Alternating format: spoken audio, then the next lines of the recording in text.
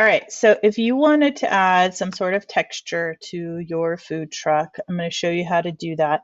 Once you can either do this before you add your logo or in your menu or after, it doesn't matter. All you need to do is make sure that the texture that you add goes right above this color editor layer. So what you're going to do is I've already added it to the remote desktop. So I'm going to go to File, Place Embedded, and locate where it's at, and I'm going to place it. Okay. So what I can do is I'm going to figure out how big I want it. I'm just going to, let's just say I want the whole truck to be like this wooden texture look.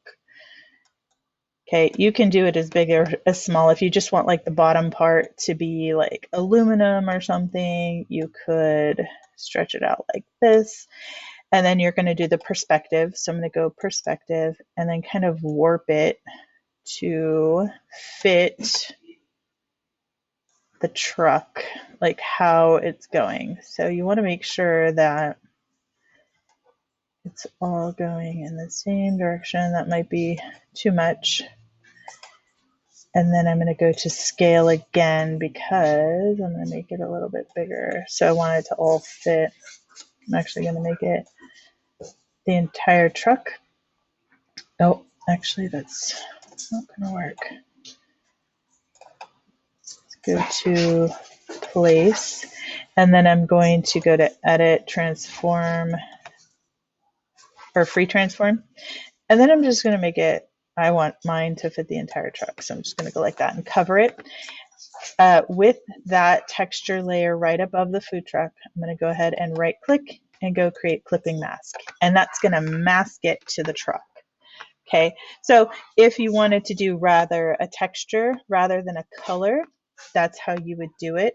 You can always mess around with the blending modes and see what happens when you change the blend mode. Just know that white or black will give it a completely different effect than a color. Okay, so oops, you know what, I'm on the wrong layer when I'm doing the blending mode, so sorry about that. Let me take a couple steps back. So the blend mode for the truck should be, I want to say it's multiply. Yeah, it's multiply. Okay, let's try that again. All right, so go here and then make sure you're on the right layer. And if you want to, you can go through and see what happens when you change the blend mode. Some of them work, some of them don't. Some of them are like, whoa, what's that? Look completely different. And you may notice once you get it applied, you might want to transform it again or even more, or transform it in a different way, which is fine. Sometimes it's not always easy to see what it's going to look like until you actually get it on there. All right, so that's all you have to do is just create a clipping mask of that textured layer.